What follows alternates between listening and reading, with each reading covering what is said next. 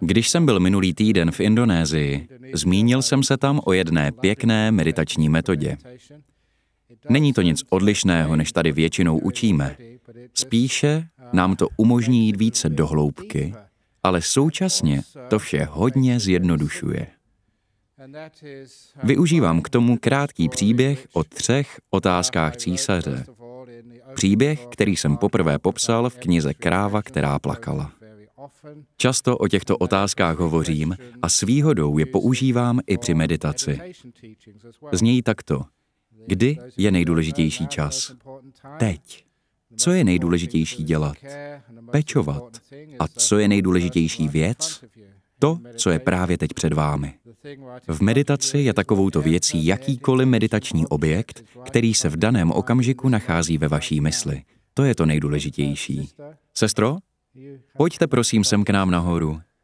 Zde je místo pro sanghu. Tak prosím, kvůli respektu k tomuto místu, pojďte sem. Výborně. Máte právo sedět zde. Výborně. Tedy nejdůležitější meditační objekt je to, co právě teď máte před sebou. Ať je to cokoliv. Například, když jste ospalí. Lidé dělají tu chybu, že ospalost nepovažují za důležitou. Snaží se jí zbavit, snaží se jí překonat, vytěsnit ji z hlavy. Jenže tím se ospalost jen zhoršuje. Je to plýtvání energií. Člověk není všímavý, snaží se něčeho zbavit a jít někam jinam. Takto se ale od všeho neoprostíme. Nebo se vám v hlavě ku příkladu objeví myšlenky a vy se jich snažíte zbavit. Nedáte jim důležitost, jelikož si myslíte, že je důležitější něco jiného. To v důsledku znamená, že se o něco snažíte. Snažíte se něčeho zbavit a myšlenky se pak objevují čím dál častěji. Nebo třeba v pozdějším průběhu meditace pozorujete dech, ale toužíte po jiném, hlubším objektu, jako jsou například nádherná světla, která se někdy mohou v mysli objevit. A tím nejdůležitějším objektem už pak není dech, nýbrž něco budoucího. To vám ale zničí meditaci. Tedy, pokud si dokážete všímat čehokoliv, co se zrovna děje, úplně čehokoliv, a dáte tomu váhu, budete nejen všímaví, vědomi si dané věci, ale všímavost se dokonce ještě prohloubí, jelikož pro vás bude důležitá a podstatná. Věci, které pro vás nejsou důležité, kterých se snažíte zbavit, snižují míru všímavosti, kterou jim věnujete. Jelikož se jich snažíte zbavit, nevěnujete jim pozornost. Proto jim pak nerozumíte. Dobrým příkladem je přemýšlení v průběhu meditace, což bývá jednou z největších překážek. Lidé stráví celé roky naříkáním, proč se mi nikdy nedaří přestat během meditace přemýšlet. Je to tím, že doposud své myšlenky pořádně neznají, nevědí, jaké vlastně jsou, poněvadž se jich neustále snaží zbavit.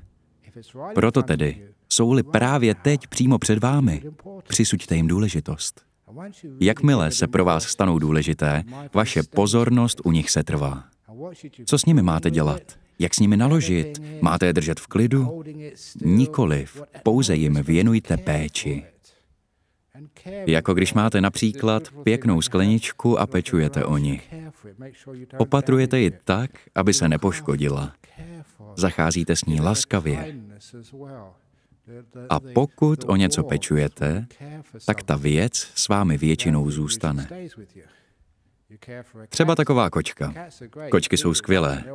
Když o ně pečujete a krmíte je, vždy se k vám vrátí. V klášteře máme taky kočku. Mnoho lidí se o ni stará a ona je pak velmi tlustá. Dostává totiž jídlo několikrát denně. Vždycky předstírá, že nedostala najíst a každý mnich jí pak něco dá. Blafuje, protože chce další jídlo. Znáte kočky? Pokud se o ně staráte, budou se vás držet. A se všímavostí je to stejné. Pokud věnujete péči tomu, co sledujete, nic vás nebude rozptylovat ani zneklidňovat. V klidu se trváte u objektu, který pozorujete. Meditovat je pak docela snadné. Lidé se často ptají, jak máme meditovat, co máme sledovat. Sledujte to, co je zrovna před vámi. Ale co s tím máme dělat? Věnujte tomu péči. A to je všechno? Ano. Například, když jste ospalí, uvědomujte si svou ospalost. Je důležitá. Nesnažte se jí zbavit. Tím, že na ně nebudete reagovat, se vaše mysl znovu naplní energií. Nebude jí plýtvat. Mysl bude postupně nabírat energii, až ospalost zmizí sama od sebe. Ospalost a otupělost jsou stavy nedostatku energie. A takové stavy nelze překonat tím, že budete energií plýtvat. Musíte ji šetřit, držet si ji, dokud se sama znovu přirozeně nedoplní. Pokud však přemýšlíte, pokud neustále chcete myšlenkám uniknout, nemáte šanci je poznat. Nebudete schopni jim porozumět a myšlení pak bude bez ustání pokračovat. Proto objeví-li se nějaké myšlenky, dejte jim důležitost. Věnujte jim svou péči. Poznejte je a uvidíte, co se stane.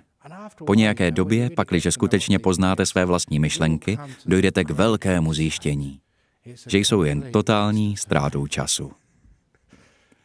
Tento poznatek bude sám o sobě stačit k tomu, že se myšlenky vytratí. V buddhismu se často objevuje jedno téma, zejména v meditaci. Je to personifikace hlouposti a snahy mít vše pod kontrolou a jmenuje se Mára. Je to tatáž bytost, která se pokoušela zabránit Buddhovi v osvícení. Zkoušela ho rozptylovat, rušit, svádět a tak podobně.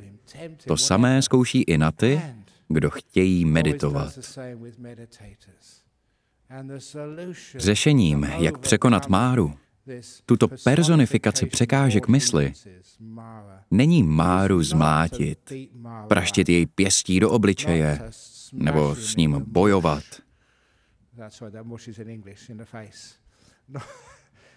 Není to souboj.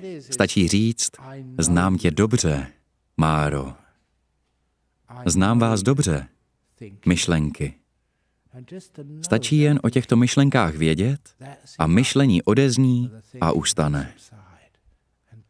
Snažíte-li se však myšlenek zbavit, ocitnete se do nich natolik ponoření, tak pohlceni myšlením, že je ani nevidíte.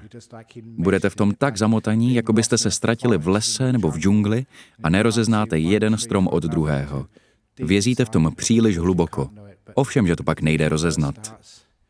Pokud ale hned na začátku, i hned, jakmile se myšlenky objeví, jim přiznáte důležitost, věnujete jim svou péči, budete je poznávat, tak po chvíli zmizí podobně jako ospalost. Později pak budete sledovat dech, jelikož se objeví zcela přirozeně a zaměříte na něj svou pozornost. Někteří meditující, kteří už mají určité zkušenosti, někdy dokážou pozorovat nádech i výdech, ale nedaří se jim dostat dále. Naříkají, že Ajahn Brahm pořád mluví o nějakých nimitách a džhánách, o blahu lepším než sex a oni by to chtěli taky, ale nejde jim to. Žádné blaho prý nepociťují, spíše jsou unudění k smrti. Co prý mají dělat? Vnímejte svůj dech a i kdyby nebyl extra příjemný, máte jej právě teď před sebou, proto mu dejte důležitost a pečujte o něj, ať je jaký chce. Pokud totiž setrváte v klidu se svým meditačním objektem, který zrovna probíhá, pokud jej nebudete rušit tím, že byste se jej pokoušeli zbavit nebo přejít na něco jiného, právě tento klid způsobí, že se meditační objekt transformuje. Tím, že budete v klidu, vaše všímavost poroste stále víc a víc. Důvodem narůstající všímavosti není nic jiného než klid. Čím méně toho děláte, tím silnější bude všímavost. Jakmile bude všímavost velmi silná, uzříte velmi jasně svůj dech. Ale také, čím jste bdělejší, čím víc roste vaše všímavost, tím šťastněji se cítíte. Dneska ráno jsem zaspal, poněvadž jsem měl během turné po Indonésii málo spánku. Několik nocí jsem téměř nespal, pracoval jsem celý den. Vstával jsem v 5 a chodil spát o půlnoci. Bylo to dost náročné. Takže když jsem se dnes ráno vzbudil, byl jsem dost mrzutý. A víte proč? Poněvadž jsem měl málo energie. Byl jsem velmi unavený.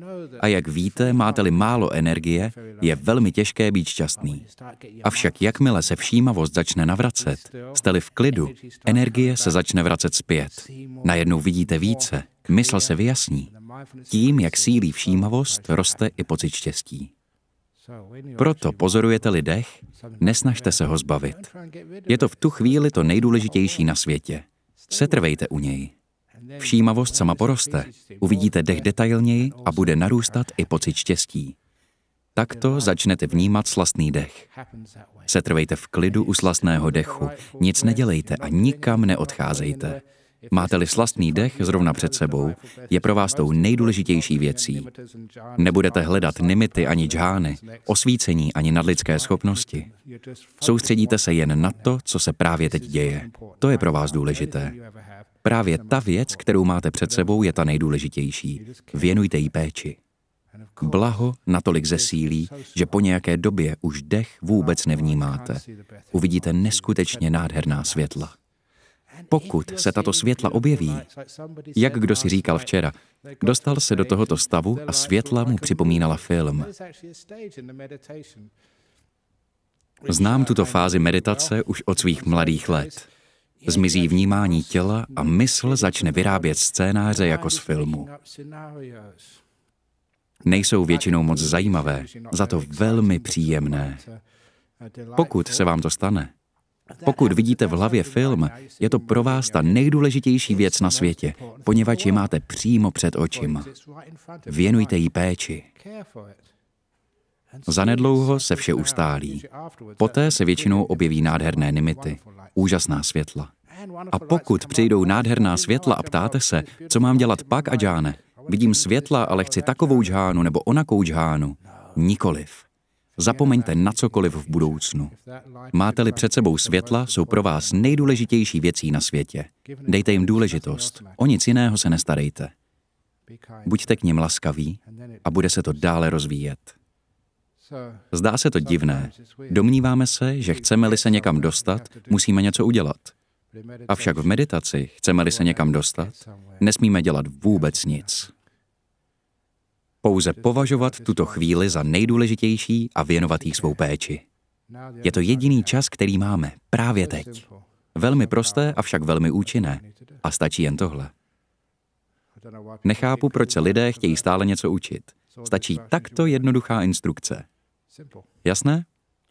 Tak to pojďme zkusit.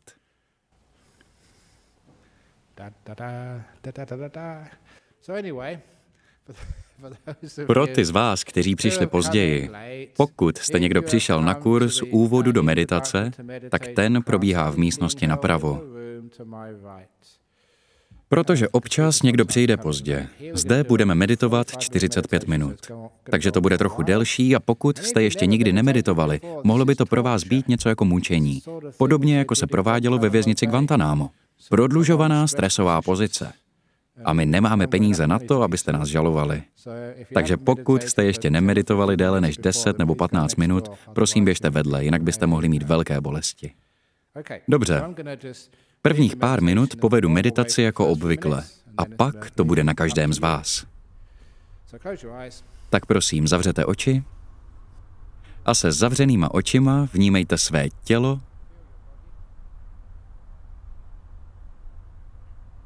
a upravte jej do co nejpohodlnější polohy.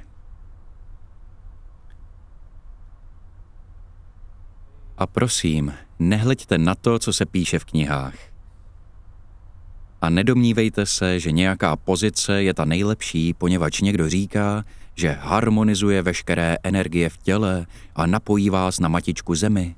To jsou jen samé keci. Sami si najděte svou nejlepší pozici podle toho, jak se zrovna cítíte. Sedíte-li na židli, potřebujete se naklonit dopředu, abyste se neopírali, nebo se naklonit dozadu. Co je pro vás nejpohodlnější? Zjistěte to. Potřebujete se zavrtět a najít pohodlnější pozici. Potřebujete podložit nohy polštářkem nebo podložit zadek. Židle mají všechny stejnou velikost, ale naše těla jsou různě veliká. Tak si to upravte podle sebe. Sedíte-li na zemi, Dejte pozor, aby polštář nebo podložka byla na správném místě.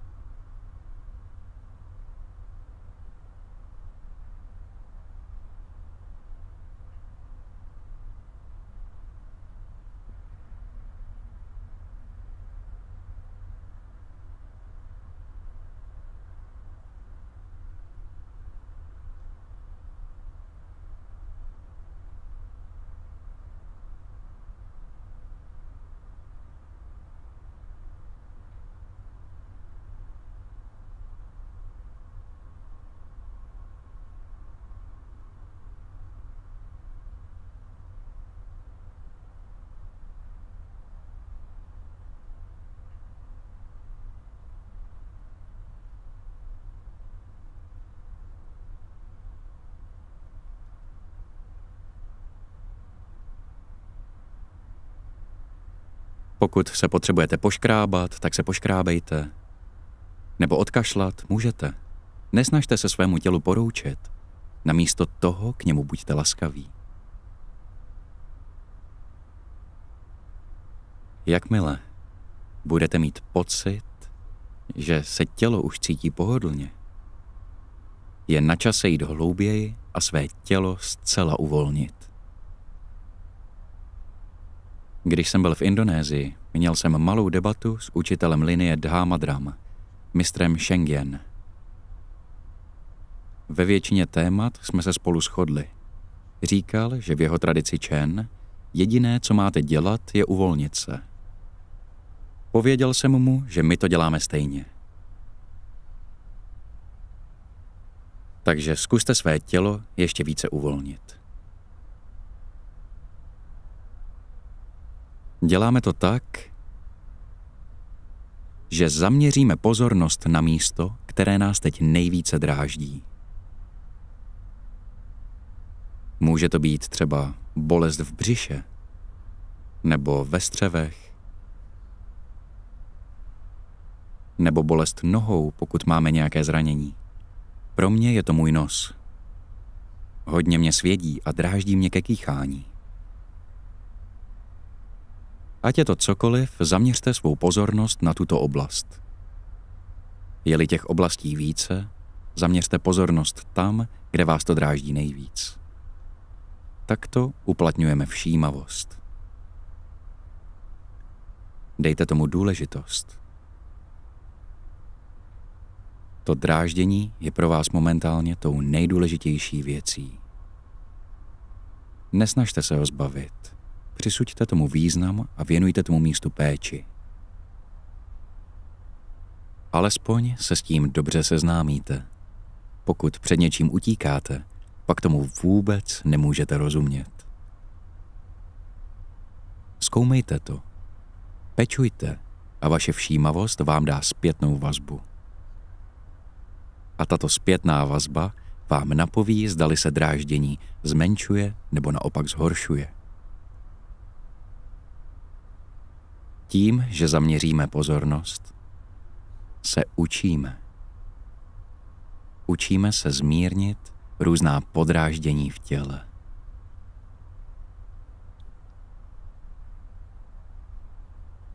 Pokud tuto zpětnou vazbu pozorně vnímáte, přijdete na to, jaká reakce vaší mysli vše uvolní, sklidní, stiší a zrelaxuje.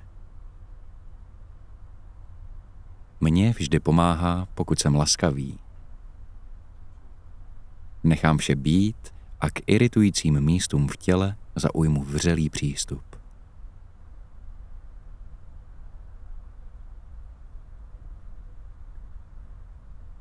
Udržuji zaměřenou pozornost na tyto iritace tak dlouho, dokud se neuvolní.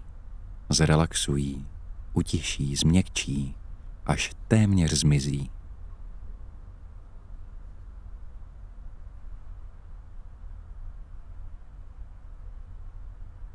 Já osobně se tedy zaměřím na svůj nos. Pokusím se utišit svědění, které by jinak vedlo ke kýchnutí.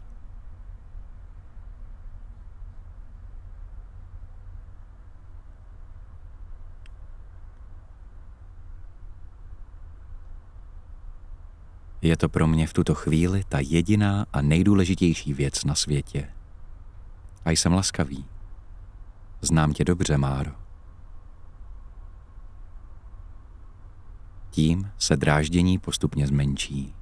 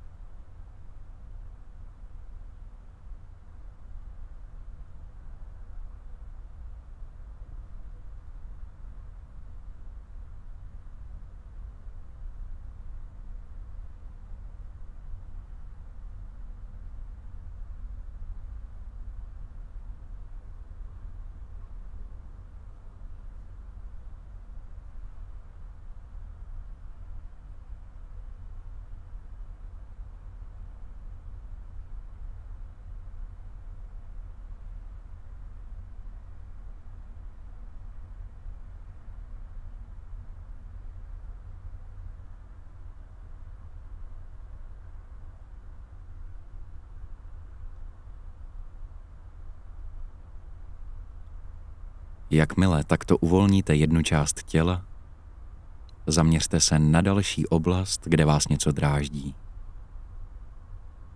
Tímto způsobem se postarejte o celé své tělo a hluboce je uvolněte.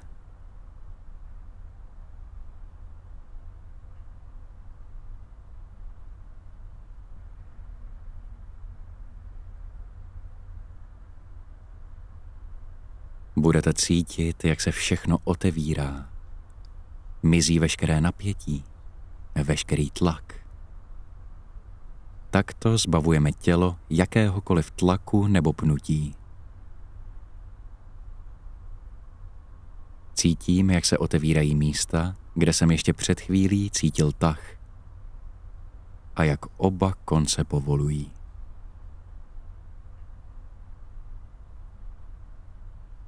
Cítím se fyzicky důkladně zrelaxovaný. A je to velmi příjemný pocit.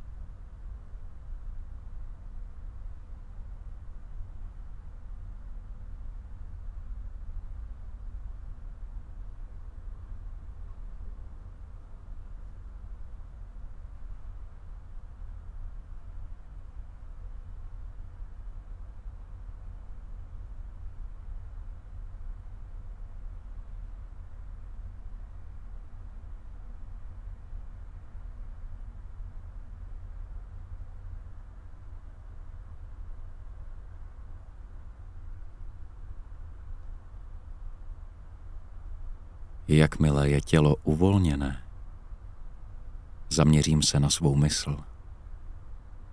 Jak klidná je moje mysl. Pokud se stále objevují nějaké myšlenky, znamená to, že potřebuji mysl více uvolnit. Všímám si, nakolik jsem klidný nebo naopak rozrušený. Všímavost mi dává zpětnou vazbu a s její pomocí se učím svou mysl sklidnit, aby byla čím dál méně rozptýlená. Vytvářím si tím zvyk. Co je to vnitřní klid a co je rozrušení? Je to přesný opak. Zkoumejte, co je třeba udělat, aby se mysl stále více sklidňovala. Jednou z možností je ta, o níž jsem hovořil v úvodu. Nejdůležitější čas je teď. Cokoliv, co právě teď vnímáte, úplně cokoliv, je nyní váš meditační objekt.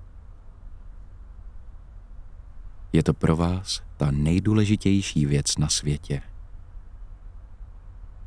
Považujte ji za důležitou a věnujte jí svou péči. Uvidíte, co se pak stane. Teď už ale budu sticha.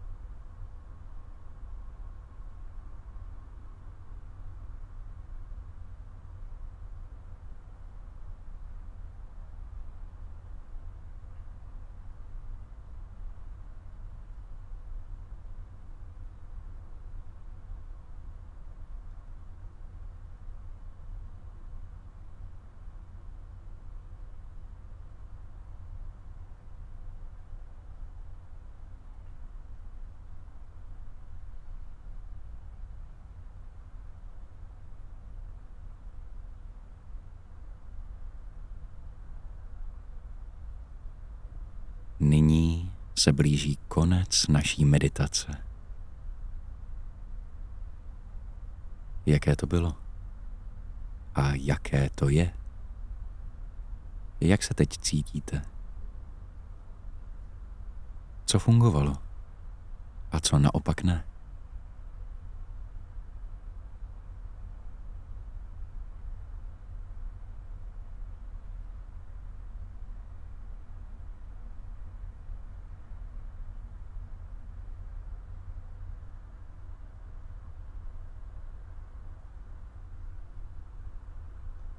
Nyní 3krát zazvoním na zvon. Až dozní 3. zvonění, můžete otevřít oči a ukončit meditaci.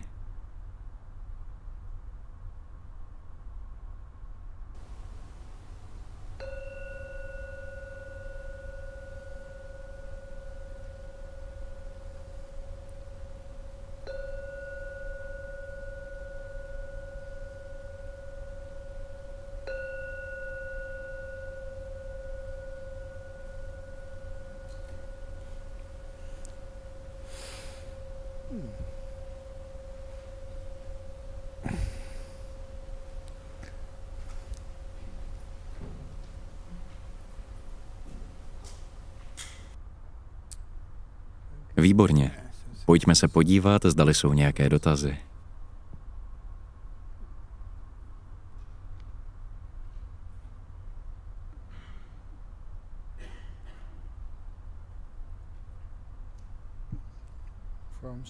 Ze Srí Lanky, z Turecka a z USA. Drahý Adžáne, a máme to tu zase. V kontextu meditace, co přesně znamená správné úsilí? V obecném smyslu slovo úsilí znamená použití síly či vůle. Vy nicméně radíte za ničím se nehnat a jen čekat v přítomném okamžiku. Děkuji. To je problém překladu z pálí do angličtiny. Buddha nemluvil anglicky. Mluvil jazykem pálí, odnoží sanskrtu. To slovo zní samávajáma. Pokud jste někdy hledali jeho význam, ani bych ho nenazýval úsilím, jelikož je to matoucí. Je to snaha krotit smysly. Říci děkuji, ne. Opustit a odložit věci stranou. Je to úsilí zjistit, co je zapotřebí k tomu, aby se v mysli objevily nádherné objekty a zůstaly v ní. Úsilí, které tyto 4 následky vytváří. Zjistíte, že věci, jako je boj, užití síly nebo vůle, vytváří pravý opak. Možná někdy udržíte objekt po určitou dobu, ale budete ve velkém napětí.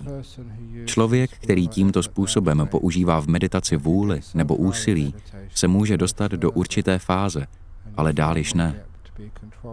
A uvidíte, že z takovýchto lidí se stávají ředitelé zeměkoule a není vůbec příjemné s nimi být. Tedy pokud jde o správné úsilí, musíte jít o kousek zpět ke 2. dílu 8dílné ušlechtilé stezky. Odkud ta motivace, odkud to úsilí vychází? Tato motivace, toto úsilí vychází z odříkání, zanechání, oproštění se od všeho, včetně vůle. Všeho se zřeknout a být laskavý a mírný. Bohužel anglická slova síla nebo vůle nic z toho nevyjadřují. Vůbec z nich nečiší laskavost ani mírnost. Proto také nazýváme armádu ozbrojené síly. To je ale přesný opak toho, co nabízí buddhismus. Tedy bohužel takový překlad je dost matoucí. Zvlášť problematický je také překlad dalšího dílu 8dílné ušlechtilé stezky, samá samády. Překládá se většinou jako správná koncentrace. To je ale strašný, příšerný a zavádějící pojem. Mělo by to znamenat správný klid. Sklidnění, nikoli v koncentraci. Protože je pravda, že ke koncentraci používáme většinou úsilí. Jenže ta koncentrace pak znamená, že meditační kurzy jsou něco jako koncentrační tábor, v obojím smyslu toho slova. Proto namísto pojmu koncentrace používáme pojem klid a namísto úsilí používáme pojem správné oproštění. Pokud tedy toužíte po hluboké meditaci, to je to, co máte dělat. Nebo možná spíš to, co dělat nemáte. Lidé se někdy celé roky snaží udržet mysl v klidu. Můžete použít veškeré úsilí na světě, ale uniknout myšlenkám se vám nikdy nepodaří. Ukážu vám staré známé podobenství. Dokonce jsem to už před pár dny předváděl v Indonésii. Prosím, omluvte mě, kdo jste to už viděli. Jak mohu udržet sklenici vody v dokonalém klidu? Veškeré úsilí nebo vůle a koncentrace na světě ji nikdy nemohou udržet v klidu. Je jen jeden způsob, jak udržet vodu v klidu, ale nikoli úsilím, vůlí ani kontrolou. Odložit ji stranou, nechat ji být, ať se ustálí sama. Tedy oproštění vede ke klidu. Použijete-li sílu, buď v klidu, kolikrát ti to mám říkat, vodo, buď v klidu, tak to ji nikdy nesklidníte. Další dotaz je z Turecka. Jak být sticha a neodpovídat, aniž bychom byli nevlídní? Můžete reagovat řečí těla, úsměvem. Lidem někdy úplně stačí malý laskavý úsměv. Nemusíte tedy lidem odpovídat slovy. Slova jsou totiž dosti problematická a často říkáme slova nesprávná. Často mám na mysli určitou věc, ale řeknu něco jiného.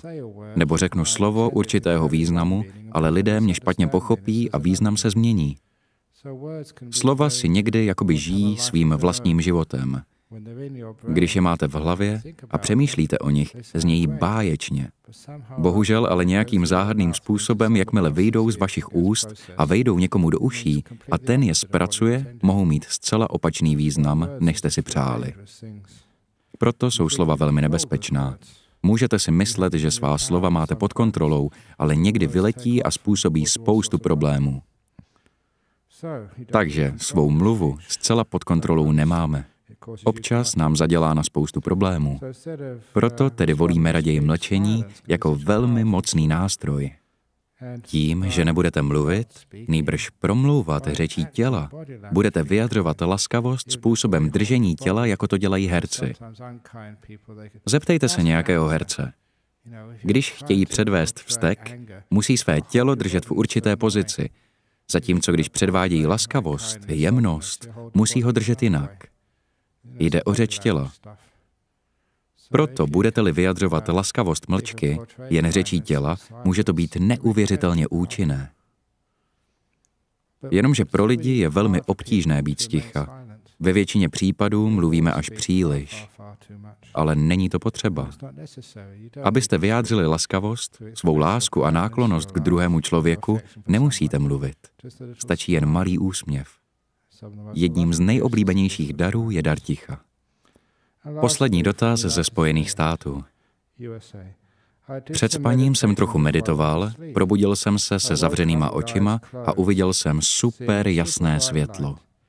Skvěle, vyděsilo mě to. Ne. Po chvíli to zmizelo. Zajímalo by mě, co to bylo. Během meditace jsem toto ještě nikdy nezažil. Viděl jsem ta světla pouze párkrát ve spánku po meditaci. Toto je typická nimita. Super jasné světlo. A proč se to stalo ve spánku nebo po krátkém spánku? Nebo se to objevilo, když jste se pokoušel usnout? Je to tím, že když jste spal, nevyvíjel jste žádné úsilí. Nechal jste všechno volně plynout. Nejprve jste prováděl meditaci, ale pak, když jste šel spát, jste konečně ustoupil mysli z cesty, nechal to být a meditace se uskutečnila sama. A objevila se nimita. To se stává často. Lidé se totiž v průběhu meditace příliš snaží. Používají sílu vůle, snaží se sklidnit, ale nejde jim to. Pak si ale lehnete do postele. A za prvé, ležet na příjemné, měkké posteli je jedna z nejpohodlnějších poloh. Netrápí vás žádné bolesti nebo stuhlost, což vás může potkat, pokud meditujete v sedě. A za druhé, o nic se nesnažíte. Je to jedna ze situací, kdy se většina lidí dokáže od všeho oprostit. I když někdy ani to ne. Někdy si lidé nosí své problémy až do postele. Ale většina z nás umí před spaním odložit vše stranou. Takže toto by pro vás měla být dobrá lekce. Snažíte-li se meditovat, nejde to.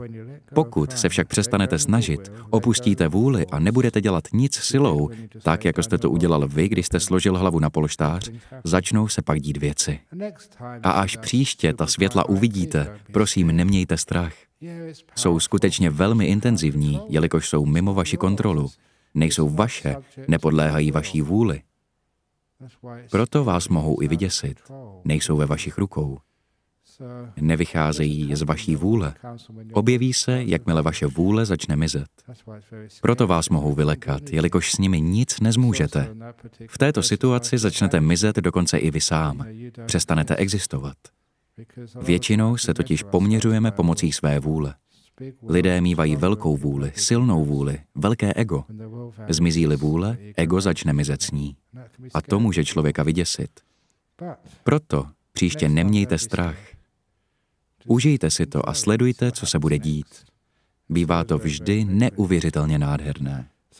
Říkáte, že jste to zažil jen párkrát ve spánku po meditaci. Ano, přesně tak. Příště během meditace můžete zkusit úplně všechno zcela pustit z hlavy a uvidíte, zdali se to objeví. Myslím, že ve čtvrtek jsem vyprávěl lidem v Den Pasaru, že někdy během meditačních kurzů v Jhana Grove lidé v průběhu meditace usnou. A později, když jdou spát, po dni plném meditací, ale nemohou celou noc usnout. Poradil jsem jim, jak tenhle problém vyřešit. Je to velmi snadné.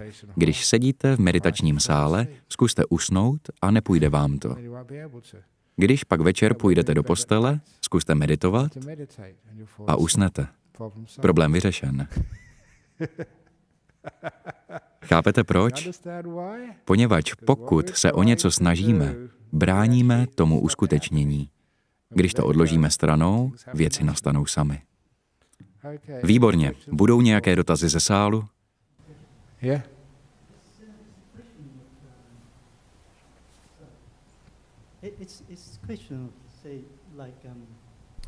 Mám dotaz ohledně toho, kdo vlastně jsme.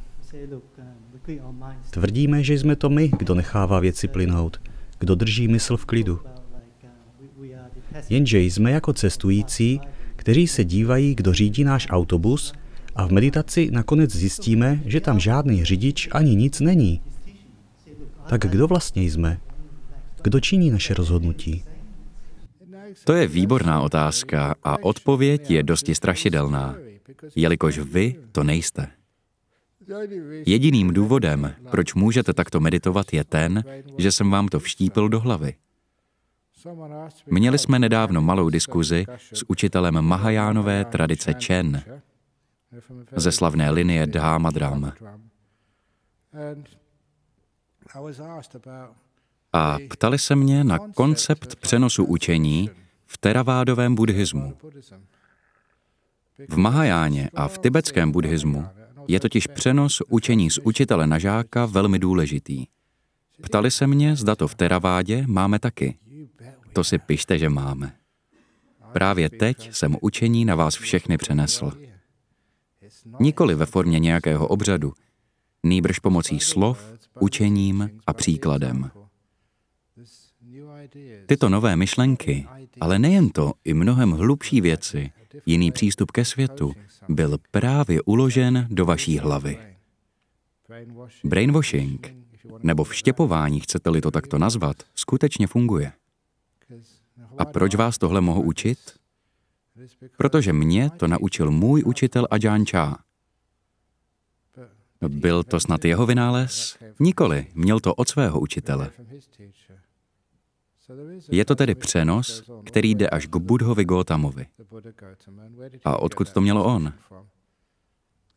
Podíváte-li se do Gatikara Suty, zjistíte, že Buddha Gautama, ta osoba, již symbolizuje socha za mnou, byl mnichem pod předchozím Buddhou Kasapou. Měl to tedy od Kasapy. A tak toto pokračuje dál a dál až do nekonečna.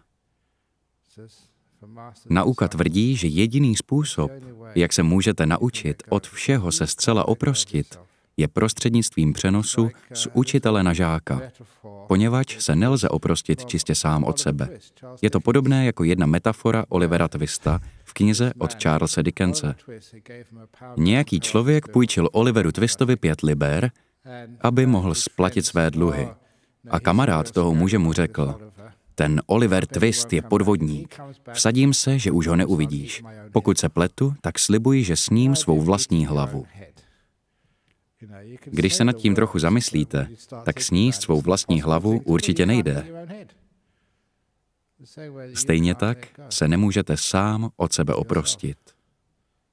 To je nemožné. Proto tedy potřebujete podnět zvenčí. A to jsem pro vás teď učinil já. Proto potřebujeme mít učitele. Předal jsem vám učení a nyní víte, jak takové oproštění probíhá. Někdy se ptám sám sebe, kdo učinil mé oproštění.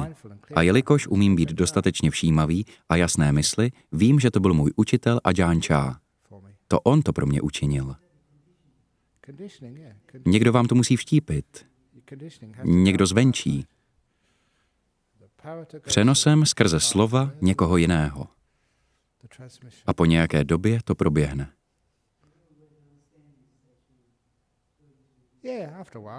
Pak si řeknete, kdo to učinil? Já ne. Nebyl jsem u toho, já to nebyl. Učinil to můj učitel. Objevil se v mé všímavé mysli, v mém vědomí. Ale kdo to pak učinil pro Ajahna Chah? Jeho učitel. A tak pořád dál a dál. Nicméně, toto byl pěkný dotaz. Možná mi nerozumíte ani slovo, ale jednoho dne to pochopíte. Bohužel vám už teď nic jiného nezbývá. Učení už na vás bylo přeneseno.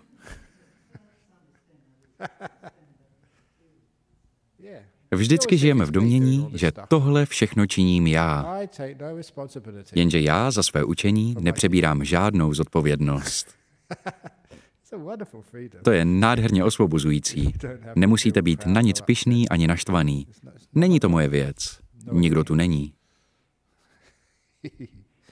Ještě nějaké dotazy? Tak už tedy můžeme skončit.